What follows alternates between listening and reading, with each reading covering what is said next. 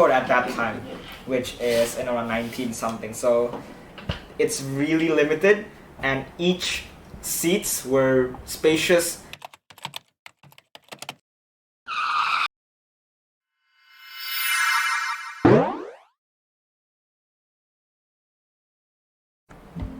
Hi everyone! Hi. Indobrickville is back with a humongous set this time. Very big. Very humongous. big. So what's this name, Rayner? What's the name of this set? Concorde. Concorde set, yeah. So if you guys, maybe you guys haven't known, but this is a really special plane from I think around the 1990s or around the year early 2000s, because this plane was actually in commercial. So you guys could ride this plane for a very, very premium price, and that's because this plane could go at supersonic speeds. So wow, crazy. Imagine you're riding a fighter jet to maybe to another country, and that's how this plane would take you. So without further ado, let's get into the review. Okay, Rayner, so what are the features of this very cool plane? First, you can put up and down the nose. Okay, so you can, just like in an actual Concorde plane, let me move it to the side here. Okay, is it seen? Okay, so we can angle the nose of the Concorde about 45 degrees or 30 degrees in the Lego, but I think it's a lot more in the real plane. In the real plane, it's about 60 probably, but I'm not mistaken. If I'm not mistaken, around 45 to 60.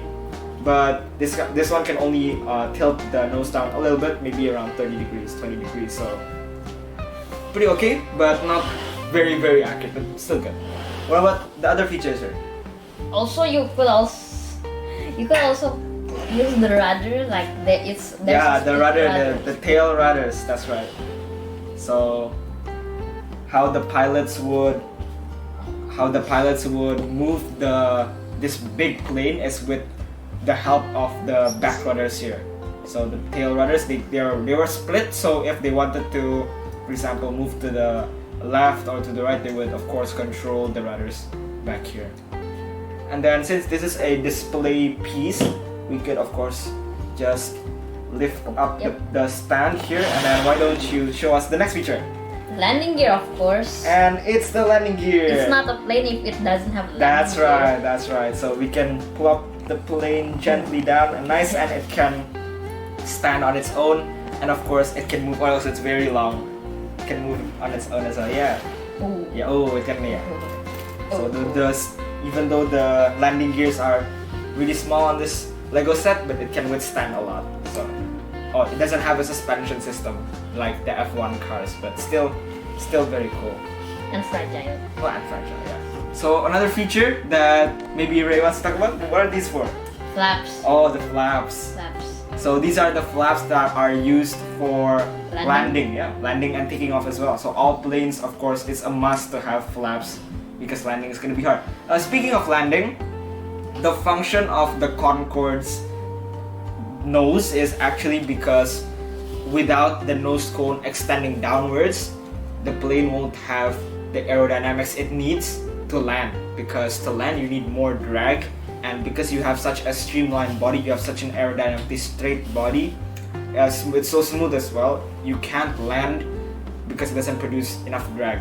So that's why the flaps needs to be all released during landing and takeoff, so enough drag is produced. But when it's going up to supersonic speeds, that's when the nose cone goes up, because then it creates a really nice body, and also the flaps go down. So it creates a really sleek body so that all the air passes through and it becomes really efficient. And speaking of how efficient it is, why don't you tell us about the big engines at the back here? What do you think of that? Pretty fast. Pretty fast, okay. And also pretty big. Pretty big, okay. Well, actually, these engines are from Rolls-Royce. And okay, let's see. Yeah. So the engines are from Rolls-Royce, and because this was a commercial airline, they had to somehow make the flight supersonic, also cost efficient. But they failed to make the supersonic or the cost efficient part. They only made it supersonic. So that's why the plane got retired. I think in around the 2000s. Yeah. So the engines were made from Rolls-Royce, and they could output a lot of horsepower, of course, to achieve supersonic speeds. So how they work is just like how a turbojet engine works in a plane, but instead of just your traditional circular engines, we have 4 big Rolls-Royce engines, and they're really strong. So they work by intaking oxygen and air from the front, and they thrust it out of the back. They have really big turbines as well.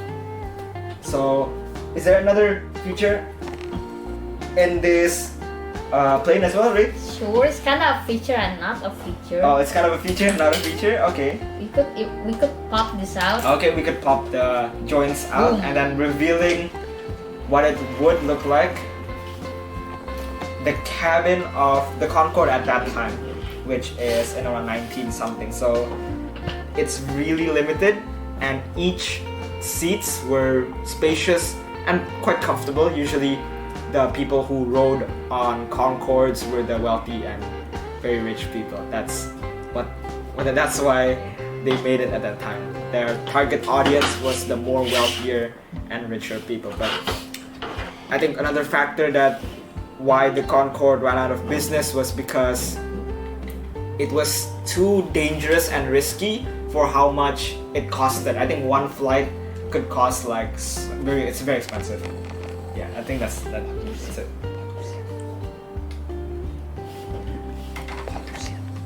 And then also another contributing factor of why Concorde stopped being produced is partly due to pollution. Partly due to pollution. Yeah, I think that's it. The cockpit can be removed. Can it? Or should we try removing? Or is there any interior? And then it can't be removed. Can't. Oh, it does. It can't be removed. Yeah, Let's can't not be remove removed. that. Okay, no problem. Okay, But no problem. I think that's as far as how the feature goes, and nice detail, very accurate. Is actually, I like how there's a splitter between the fin here. It's a very small detail, but this is very necessary because it's to cut the channel, the air channel between the two fins here, the wings. And pretty interesting that I also have lights. Oh yeah, lights, the landing gear lights at the it's needed. All planes will have a regulation where they need to have lights beneath their landing gear so they could see when they're taxiing, either for takeoff, landing, or even for docking, if that's what it's called. I think it's called, I'm not sure what it's called. Docking, whatever. But another fun thing, another nice note is that the pedestal is actually, there's like a small memorabilia, commemoration. Yeah, there's a small printed commemoration, so there are no stickers on this plane. As you can see, like all the windows, all the lines. Everything is printed. Everything is printed, of course. With this price, and this is really expensive, with this price of Lego, everything's gotta be printed. And the build also is really solid. And then, yeah, I think that's it for the review, because you can either put it like so, or even just display it while it's just without the pedestal. 360 view. 360 view, okay, sure.